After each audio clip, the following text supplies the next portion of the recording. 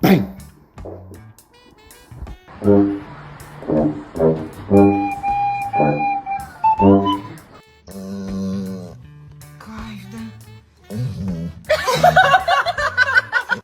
Miley.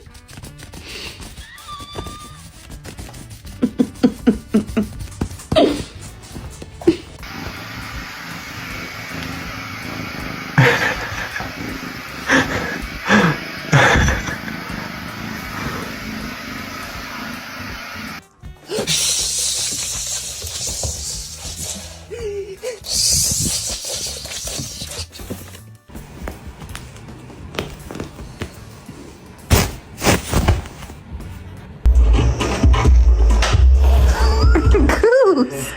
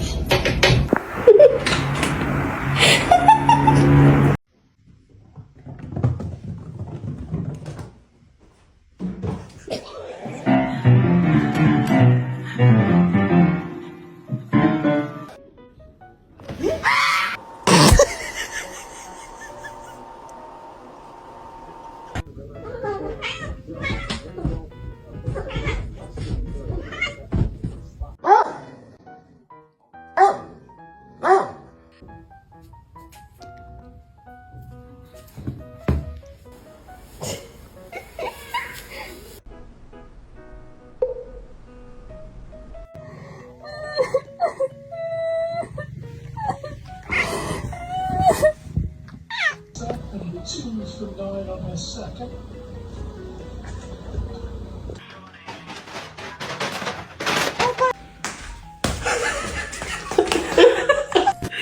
Why are you like this?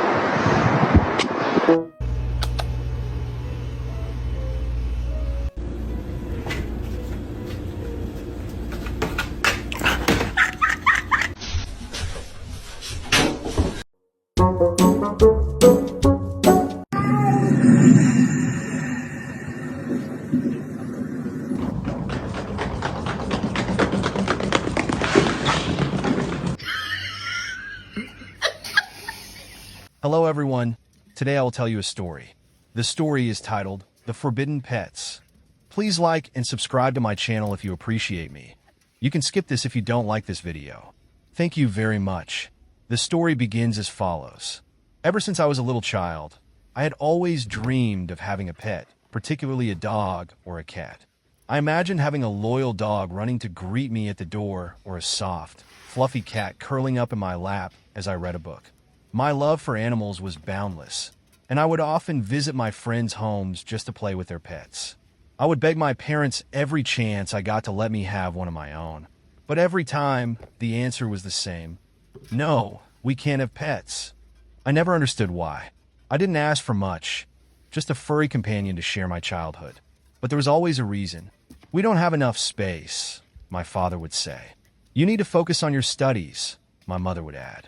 These excuses were disappointing, but none of them satisfied my desire for a pet.